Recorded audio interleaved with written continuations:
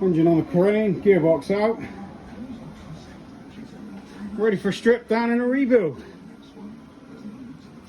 Happy days. Head's ready to come off.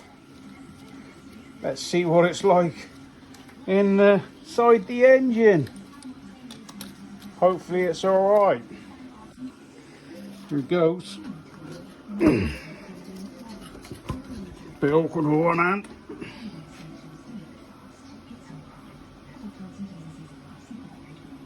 Right, looks alright, I think. We'll have a proper look. Well, heads off. Quite happy with them bores.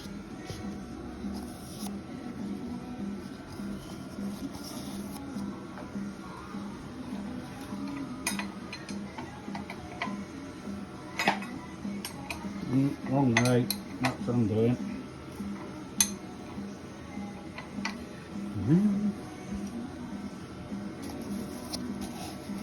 Yeah, pistons even look nice.